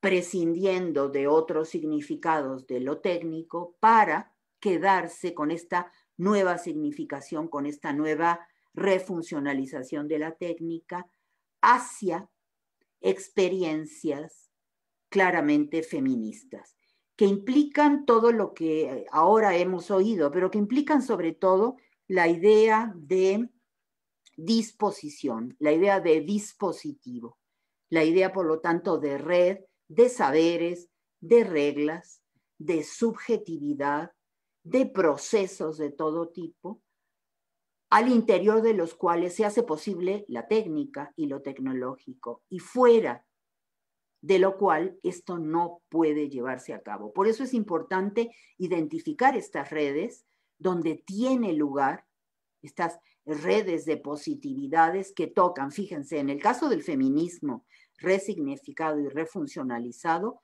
tocan tanto las redes androcentradas de la familia, como pueden tocar también y de manera crítica la familia constituida desde una perspectiva feminista.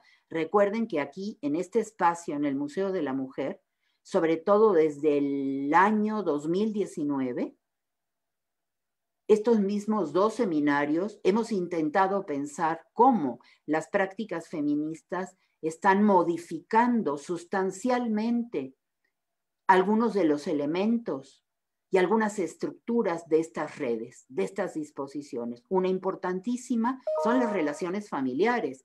Lo que más hemos destacado es que ante el embate androcéntrico, por ejemplo, el COVID ahora se volvió como cómplice del androcentrismo, ¿no es cierto? Metió a las mujeres otra vez en la casa, las encerró en la casa, las volvió maestras de sus hijos, las volvió enfermeras de sus hijos y de la familia, y las aisló en muchos casos del trabajo público y de la vida pública. Y frente a esto, se fueron creando experiencias otras de las mujeres, donde la familia era deconstruida y era, si quieren ustedes, reconstruida, pero de una manera distinta. Ahí vemos refuncionalización, ahí vemos estrategias feministas, no para, diríamos, hacer explotar a la familia, sino para criticarla deconstructivamente y rehacer relaciones con las otras de apoyo, de cuidado, de acompañamiento, como aquí hemos trabajado, de otra naturaleza, es decir, de naturaleza feminista, que nos lleven a un mundo más justo, ¿no? Aun cuando sepamos el peligro que ya nos recordaba Erika, se puede regresar a lo peor. Lo sabemos, las mujeres lo sabemos. Se consigue votar una ley contra la prohibición del aborto y 2 meses después esto se echa para atrás.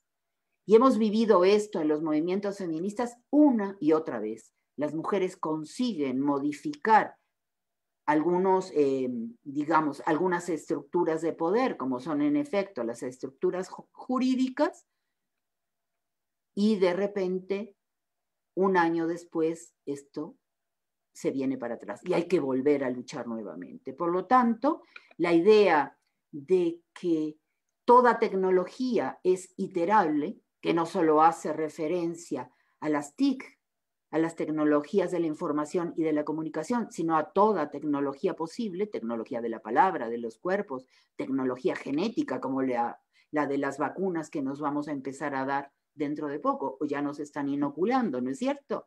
Ahí hay otras tecnologías, y dentro de estas otras tecnologías, la iterabilidad es una de las marcas fundamentales.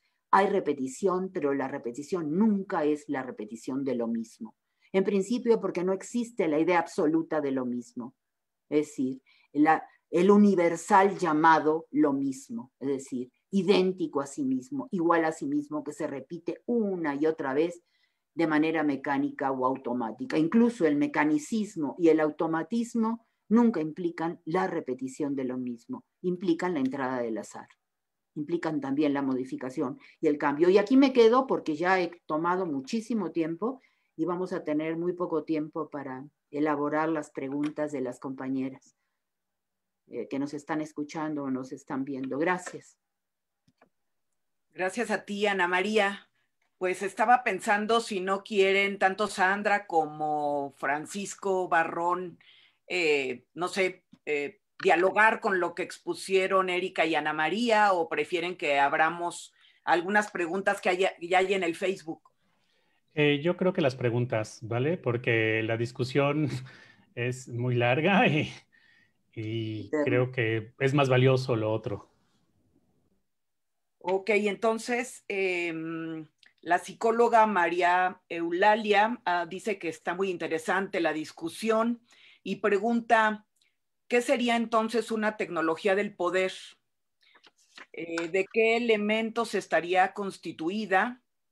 Mireya Feingold también felicita a lo que estamos discutiendo ahorita y pregunta que si las estrategias feministas de resignificación y de refuncionalización se pueden hacer a través de los medios digitales ¿Y cómo hacerlo? Pregunta. Idalia también nos está escuchando, y la doctora Idalia Pérez Fernández Ceja habla de que qué importante la deconstrucción, sobre todo lo que mencionó Ana María en el ámbito de la familia, en el ámbito de las fuerzas que se apropian tanto de la reproducción como de, no sé si llamarle, de los cuidados, ¿no? Tanto del trabajo doméstico como de los cuidados, es decir, de la reproducción de la vida. No sé si en términos de Federici lo está pensando Idalia, pero bueno, coloco esas dos preguntas. Aquí en el chat todavía no hay, ¿verdad? Pues, ¿por qué no empezamos con estas?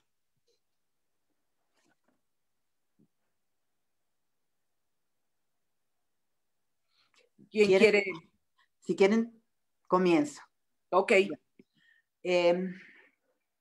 Lo que podríamos llamar tecnología de poder, tendríamos que pensarlo en términos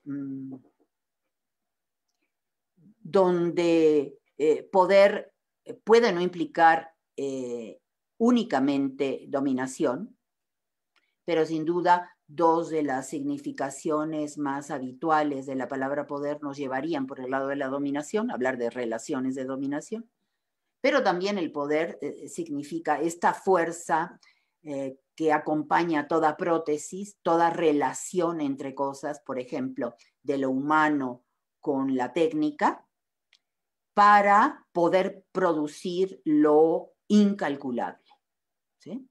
Y lo incalculable son experiencias otras de lo humano, en relación con sus propias capacidades técnicas, sus propias fuerzas técnicas, y a todo esto le llamaríamos poder protésico o poder protético. Ahora bien, la pregunta, si la entiendo bien, quería aclarar esto primero, para luego proceder a la pregunta. Las tecnologías de poder son las que, me permito decirlo así, si mis compañeros quieren disentir, fueron estudiadas en el siglo XX sobre todo desde la perspectiva Foucaultiana, por el propio Foucault, por el propio Michel Foucault, y por aquellos que han entrado en diálogo con él. Por ejemplo, por el lado masculino, no sé si necesariamente androcéntrico, Agamben, y por el lado feminista y crítico, el pensamiento sobre todo de Butler, ¿no? De Judith Butler, que ha retomado esta idea, o por el lado de una crítica incluso etnológica, como es el pensamiento crítico de Membe, ¿no? Que se apropia también del vocabulario Foucaultiano para ponerlo en cuestión. La idea de Foucault es la siguiente: no hay, propiamente hablando, saberes, reglas y subjetividades que no vayan a su vez acompañadas de ejercicios de poder. O sea, para la realización, diríamos, de estas experiencias, tenemos que ir a buscar, sobre todo de manera crítica, las relaciones de poder que establecen.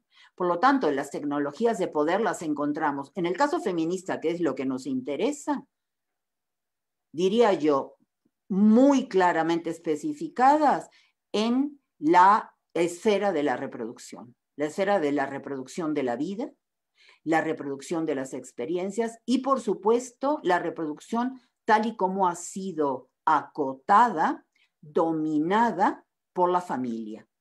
Una familia tanto edípica o productora del Edipo, hubiera dicho la crítica al freudismo más ortodoxo, ¿sí? Una familia edípica, pero una familia donde hay un pater familias y en la cual los hijos y la esposa, la mujer, son, diríamos, recursos apropiables, recursos explotables de una manera u otra. Entonces, una tecnología del poder se da a través de esta estrategia, que sería la estrategia reproductiva, el control de la reproducción a través de la figura de la familia. Y una familia que va acompañada, como bien sabemos, de una parte pedagógica que no se da en el interior de la familia, sino fuera, y de la que se hace cargo el Estado. Ahí está la escuela, ¿no es cierto? Toda la escuela, desde la escuela para parvulitos, escuela primaria, secundaria, preparatoria, hasta llegar a la especialización y a la figura del experto. Ahí lo que tenemos es una articulación de, diríamos, dos estrategias o tácticas de poder. La familia con el control de la reproducción, ¿no? Y el control a través de las pedagogías de varios tipos, ¿no? Pedagogías para niños, pedagogías sobre el Estado Nacional, donde te enseñan a ser ciudadano y ciudadana, donde te enseñan a pertenecer, a que tu identidad se mezcle con la lengua que hablas, el género que supuestamente te indicaría en la división del trabajo a qué te debes dedicar, etcétera, etcétera. Esas para mí serían las principales tecnologías del poder que tienen que ser deconstruidas por las feministas y por las mujeres. La siguiente pregunta yo creo que las compañeras tecnológicas y tecnológicos podrían responderla. Es la pregunta del cómo en medios digitales puede deconstruirse, refuncionalizarse o resignificar. Es una gran pregunta. Sí, sí, en sesiones pasadas del año pasado, de hecho, discutimos específicamente esto, ¿no? Con casos muy centrados, ¿no? A mí aquí me gustaría retomar algo, ¿no? Poniendo el ejemplo de lo digital, ¿no? Digamos, actualmente tenemos como esta reducción de lo tecnológico a lo digital, ¿no? O sea, y en los movimientos políticos, sociales, ¿no? De lucha, se reduce a eso. Ana María ya señaló un poco esto, lo hemos discutido acá, ¿no? Por eso la definición o caracterización de lo tecnológico tan abierta, ¿no? Que incluye la palabra, ¿no? Que hemos tratado de señalar acá, ¿no? Y que tiene que ver con una potencia, ¿vale? Y entonces, al momento de reducirlo a lo digital, tenemos muchos problemas, ¿no? Porque nos centramos en problemas específicos como el sesgo, ¿no? Que pueden tener los programas, que la tecnología digital puede ser propietaria, ¿no? Es decir, que pertenece a Apple, y entonces se generan problemas de privacidad y de uso de datos, que son importantes, ¿vale? Pero que creo que muchas de las luchas feministas, ¿no? Han mostrado que no es el meollo de la discusión, ¿no? Entre la articulación entre política y tecnología, ¿vale? Creo que el punto va por ahí. Si nosotros reducimos lo tecnológico a lo digital, perdemos mucho de la eficacia, ¿no? De las luchas, ¿vale? Esto no obsta, no quita que tengamos que pensar también esa discusión, ¿vale? O esa articulación entre tecnologías digitales y luchas feministas. Y digamos, yo acá no podría dar un lineamiento general, pero digamos, sí podríamos, hay muchos ejemplos, ¿no? Que podríamos poner de grupos políticos que utilizan las redes sociales. Uno, el más claro es los zapatistas, ¿vale? Que generan transmisión de cierto tipo de conocimiento, de cierto tipo de discursos por redes, ¿no? Utilizando sistemas tecnológicos que no están, vamos, vinculados a grandes compañías, ¿no? Y que buscan construir una forma de difusión del conocimiento, no usando las plataformas, ¿no? Y las redes, digamos, de compañías, de empresas, ¿vale? Que traen también cierta carga ideológica, ¿sí? Entonces, pero eso no obsta, por otro lado, que están usando lo tecnológico, ¿vale? Y que están poniéndolo a funcionar, no sé si es su voluntad o lo están pensando de manera mucho más fuerte, ¿vale? Porque una de las formas como se ha planteado aquí, ¿no? Y que en el Seminario de Tecnologías Filosóficas lo tratamos de señalar es qué sería esto de una tecnología feminista o una tecnología socialista, ¿vale? Porque normalmente se utiliza en el discurso, sí, hay, la tecnología es capitalista, ¿no? Pero se identifican, ¿vale? Un poco, como Ana María también lo ha señalado, se identifican la tecnología con otras formas de poder, ¿sí? Cuando, digamos, creo que para pensar bien la lucha, para ver los efectos, habría que separarlos, ¿no? Habría que separar esta potencia tecnológica de poder producir estas nuevas experiencias, estas nuevas formas de difusión del saber, hacer visibles, ¿no? Las formas de vida, ¿no? De otras comunidades, ¿no? De estas relaciones de poder. Es decir, a ver, para decirlo un poco más fuerte, ¿no? Normalmente cuando pensamos lo tecnológico, pensamos que lo tecnológico es una cosa, ¿no? Hay un filósofo chino con el que el Seminario de Tecnologías Filosóficas ha discutido, que se llama Yu Hui, ¿no? Y ya él ha planteado, ¿no? Un poco, digamos, discutiendo con el colonialismo, los decoloniales, ¿no? Que normalmente en las luchas políticas se piensa la tecnología como si fuera una y como si viniera de Occidente, ¿vale? Y entonces, en las luchas políticas siempre se está atacando a un enemigo mayor, ¿sí? Y están tratando de quitar esos rasgos que están en la tecnología y que son capitalistas y que son norteamericanos y que son blancos y que son de hombre, ¿sí? Y cuando podríamos, vamos, las luchas feministas, es un poco más del Seminario de Tecnología Filosófica, las luchas feministas muestran radicalmente que la tecnología y el poder de la tecnología se pone en funcionamiento de manera singular, ¿vale? O sea, se pone en funcionamiento en relación con ciertas articulaciones muy particulares, ¿sí? Entonces, un poco como Ana María trataba de señalarlos de otro vocabulario, la cuestión de las estrategias, ¿no? Y entonces, vamos, la tecnología no es capitalista per se, digamos, podríamos pensarlo, sino radicalmente es una potencia que se pone en operación, se rearticula en ciertas, vamos, los dispositivos de la cámara, de la computadora, ¿no? Las redes sociales, ¿no? Por mucho que las tenga como dominio Zuckerberg o la tecnología de texto que utilizamos, ¿no? Word o Pages, según lo que utilicemos, vamos, que lo tengan como propietario, lo tengamos que consumir, esas mismas tecnologías, ¿no? O sea, el hecho que lo tengamos que comprar y consumir a partir de ciertas empresas implica que la tecnología puede hacer más. O sea, es decir, que lo tenemos, que esas empresas lo tienen que reducir su potencia, ¿sí? Y entonces, poner en funcionamiento las redes sociales para lucha feminista, hay muchos ejemplos, ¿vale? Y casi siempre son invenciones, ¿sí? Puestas en operación de la tecnología, ¿no? Tratando de romper de principio la noción de propiedad, ¿no? De que la tecnología es una cosa que es propiedad de alguien, ¿sí? Que esto se ha discutido desde el siglo XVIII, XIX, con ciertos grupos anarquistas, ¿no? Cuando han defendido que lo tecnológico es una creación colectiva, no pertenece a alguien, ¿sí?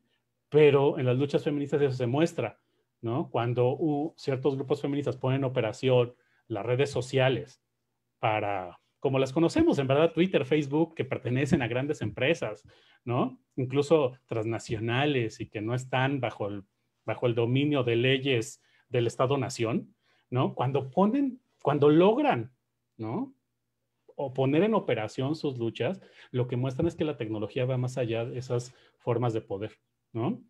Y esto es algo que el Seminario de Tecnologías Filosóficas ha tratado de conceptualizar desde hace un tiempo, ¿no?